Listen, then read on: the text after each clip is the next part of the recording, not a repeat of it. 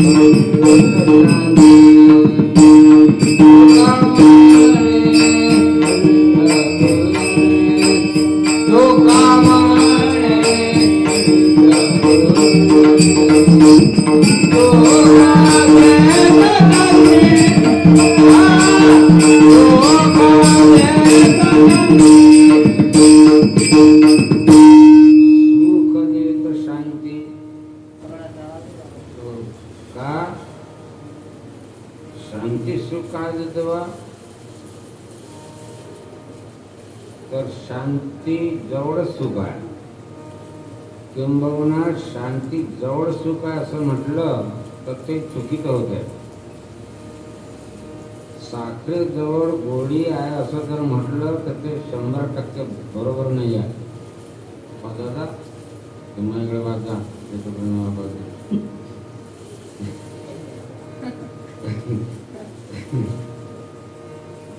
साखरेजवळ गोडी आहे हे म्हणणं बरोबर आहे का तुम्ही सांगा? साखरेजवळ गोडी आहे हे म्हणणं 100% बरोबर नाही, ते चुकीचं आहे. हे म्हणणं माझ्या चुकीचं आहे का हे तुम्ही सांगा. दादा अरे बाबा, साखरेजवळ गोडी नाही, साखरच गोड आहे. साखरेजवळ जर गोडी आहे तर मग कुठं आहे बा? साखरेचा कोण्या भागात आहे? माझ्याजवळ पैसे आहे, मी कुठे आहे? खिशात आहे. म्हणजे शरीराच्या कोणत्या तरी एका भागामध्येच ते पैसे राहील. साखरेजवळ गोडी आहे असं जर म्हटलं तर साखरेच्या कोणत्या अंगामध्ये गोडी आहे बा? नाही, इकडून इकडून खा, इकडून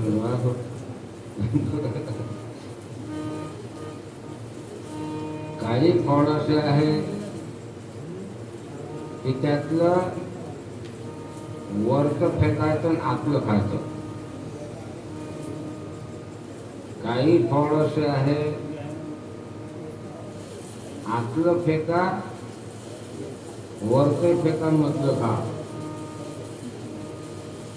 काही फळ असे आहे की वरचं खायचं आणि आतलं फेकायचं. असं कोणतं आहे तर सांगा बरं दादा तुम्ही. काही फळ असे आहे का त्यातलं आतलं खायचं आणि बाहेरचं फेकायचं आहे. उदाहरणार्थ केळ. जास्त काही तुमचा टाइम घेत नाही मी, आपल्याला तसं तर टाइमपासच करणं आहे. पण टाइमपास करणं कसं नाही करत मी टाइमपास असं.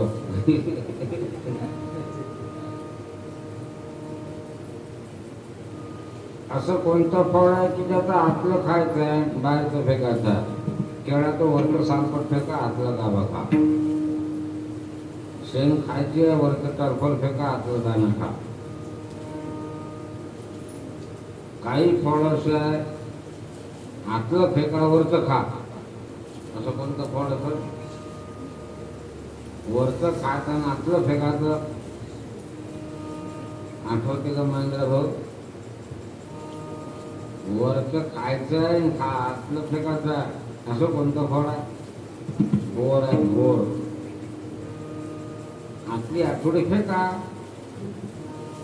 वरचं कवच खा.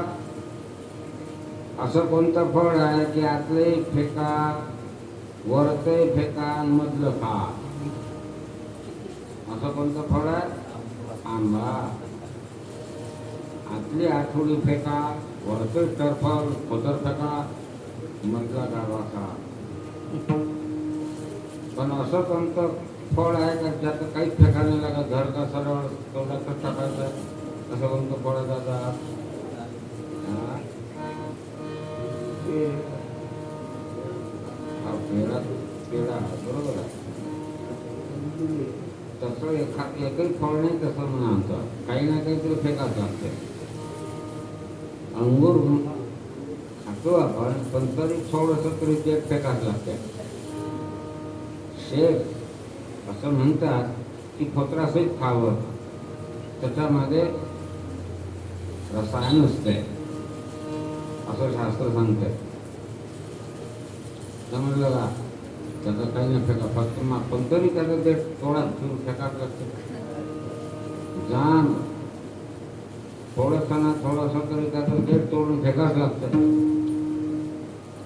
पण पेढा दिलेला पेढा सोलून खाते का? थोडा बरोबर सोलून खा असं म्हणतं का? पेढा सरळ सरळ तोंडातच टाकायचा.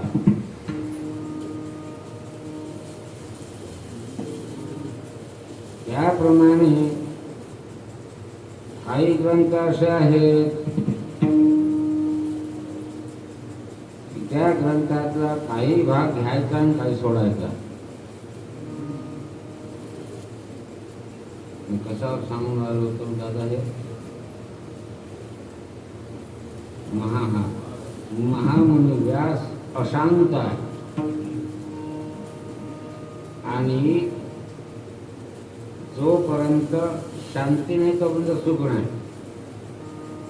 तर शांती जवळ सुख नांदते का असं विचारलं होतं. शांती जवळ सुख नांदते असं म्हणणं हे थोडं चुकीचं ठरतंय. शांती म्हणजे सुख होतं आणि सुख म्हणजे शांती होतं. साखर म्हणजे गोड होते आणि गोड म्हणजे साखर होते. सर्वांगी साखर अवघी गोड, अवघी गोड सर्वांगी साखर, अवघी गोड सर्वांगी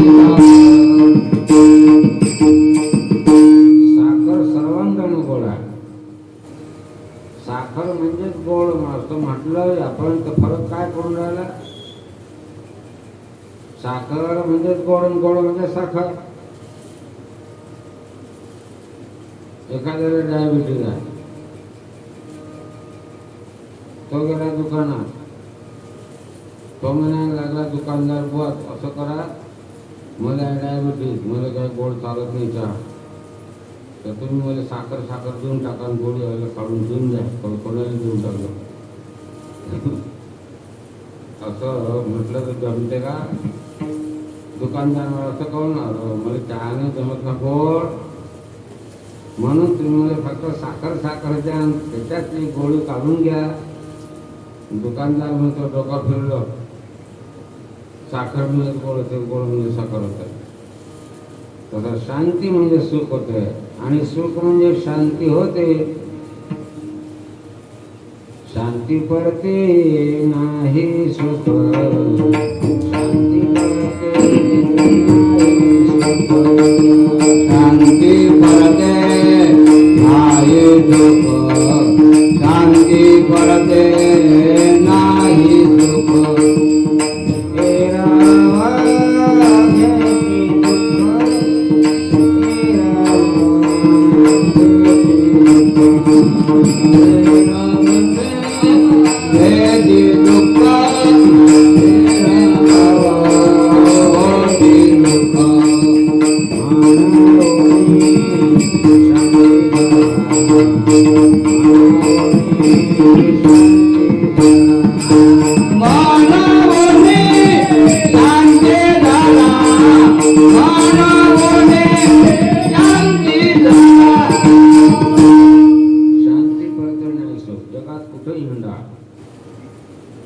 सुखाचा शोध तुम्ही कुठेही घ्यायला जाल तर सुख भेटतच नाही, आणि शांती लाभली की सुख मिळालं. भगवंताचं वर्णन करताना पहिलं विशेषण दिलं देवाला, शांताकारं भुजंगशयनं. म्हणून शांताकारम आहे ना. शांताकारम म्हणजे शांतीचाच आकार येतो. अंग अंग शांत स्वरूप आहे, शांत. गीतेचा शेवट कशात झाला माहिती का तुम्हाला? अर्जुन मोहातीत झाला, पण केव्हा झाला? शांती मिळाली तेव्हा झाला. गीतेचा शेवटच शांतीचा. स शांतीमध्ये गच्छती. शांती म्हणजे सुख आणि सुख म्हणजे शांती, आणि शांती म्हणजे ब्रह्म होते, ब्रह्म म्हणजे सुख होते, सुख म्हणजे शांती होते, शांती म्हणजे ब्रह्म होते, ब्रह्म म्हणजे सुख होते. हे समजलं दादा? आता व्यासाला शांती नाही हे सांगणार मी. काय काय नाही केलं त्यानं. तपश्चर्या किती केली व्यासाने. बोरीचं फळ खाऊन तपश्चर्या केली ना बद्रीनारायणाला. परंतु मात्र आणि एवढंच नाही, तपश्चर्या केली. ज्ञान इतकं आहे जबरदस्त का वेदाचं विभाजन करून टाकलं. महाभारतासारखा एक विशाल ग्रंथ लिहून काढला. 17 पुराणाची रचना केली तरी शांती नाही. आणि जर शांती नसेल तर मनुष्याची हळहळ तळमळ संपतच नाही. जोपर्यंत गंगा सागराला मिळत नाही तोपर्यंत गंगेचं वाहन थांबतच नाही.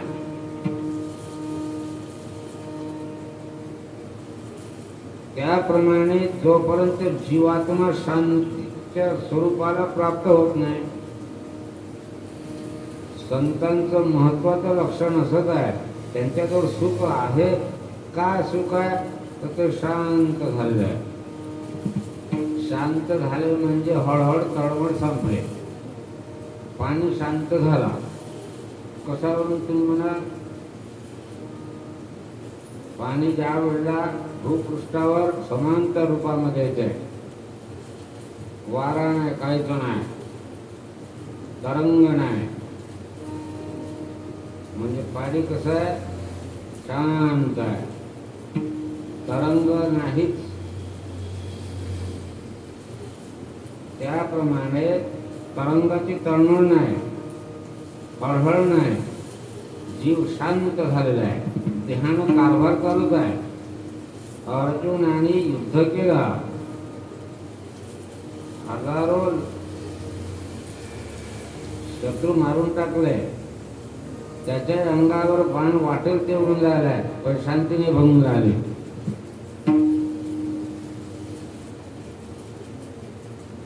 मग तो काय निर्जीव होता का? अर्जुनाचं युद्ध चालू आहे. शांतीची बैठक ती कायमच आहे. अर्जुना देवनी समाधी. अर्जुन शांती रूपी आसनावर विराजमान झालेला आहे आणि युद्ध चालू आहे.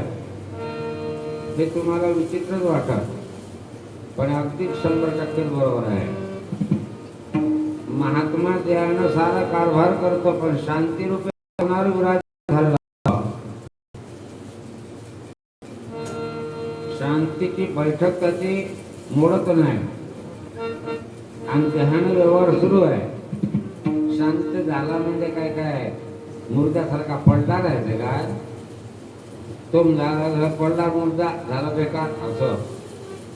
मग तर परमार्थ तर कोणी पण हे करणार. मग हो, त्याला ज्ञान झालं तो मुर्द्यासारखा जर पडला राहिला तर परमार्थात भजनच कोण? मग भजन कीर्तन कोण करा? भगवान अर्जुन निष्क्रिय होऊन राहिला होता. अर्जुनाला शांतीरूपी आसनावर पहिले भगवंतानं बसवलं आणि शांतीरूपी आसनावर बसवल्यानंतर ती बैठक कायम ठेवली आणि युद्ध सुरू केलं आहे. युद्ध करून राहिलेलं आहे, परंतु मात्र शांतीची बैठक भंग नाही पावली. यालाच ब्रह्मस्थिती म्हणतात. गाढ झोपलेला माणूस आहे. गाढ झोपलेला माणूस आहे. एका बाजूला अप्सरा आहे, एका बाजूला एक विषारी साप आहे. ज्ञानेश्वर महाराजांनाच म्हटलंय, पै निद्रिताचे न्यांगेशी सात शिवशी कैसी स्वरूपस्था सविसी देही द्वंद्वे. अर्जुना, पै निद्रिताचे अंगशी सात तशी उर्वशी. निद्रिस्त झालेल्या मनुष्याच्या एका बाजूला विषारी सात भुजंग येऊन खाटेवरच आहे, त्याच्याबरोबर झोपला समजा. आणि एका बाजूला रंभा आहे, अप्सरा ना अंबर, त्या रंभेबद्दल अप्सरेबद्दल आसक्ती नाही, म्हणजे तिचं सुख नाही. आणि विषारी साप आहे म्हणून त्याचं दुःख नाही, म्हणजे सुख आणि दुःखाच्या पलीकडची स्थिती येणार. हा मेला काय, हा आहे जिवंतात, पण हळहळ नाही, तळमळ नाही, तुटली हळहळ.